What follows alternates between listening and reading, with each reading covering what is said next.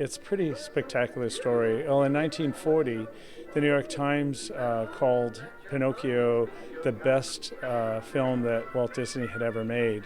So therefore, it was the best animation ever created. And you'll see remarkable works of art that have sustained the test of time. I mean, they're approaching 80 years old.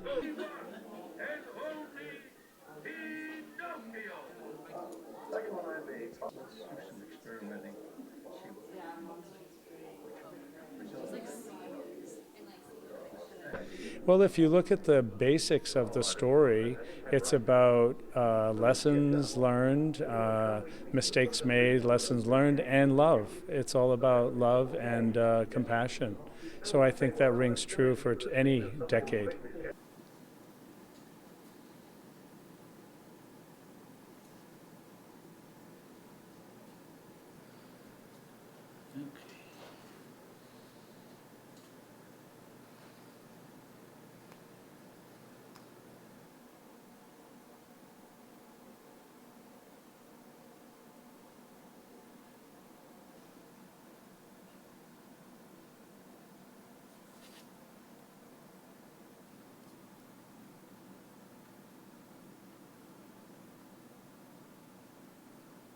But also, as a conservator, I really appreciate the technology and the innovations that went into Pinocchio. So having to work on the objects that then inform how the final look of the film appears is always a really interesting perspective to have.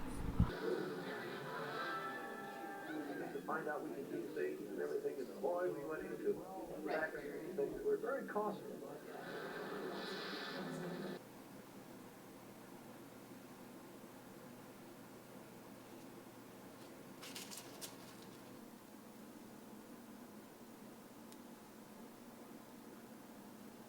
The whale is actually a statue made out of plasticine, which is a non-drying clay, and it was used by the animators when they were creating and doing character development for the drawings. So the animators actually used the sculptures to kind of move them around and get different angles as they studied the characters.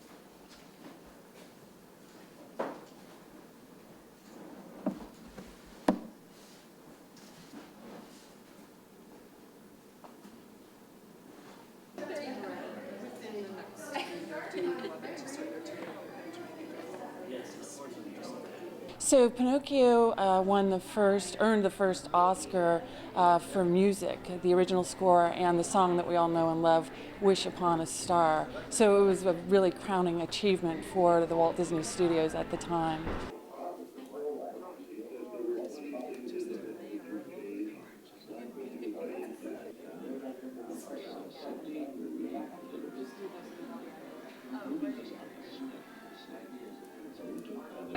You know, Pinocchio, I think for a lot of reasons, it reaches audiences. It has a 100% rating on Rotten Tomatoes, which is extremely rare. But in part, I think people appreciate the artistry of it, but also the story. You know, it really is a story of morality.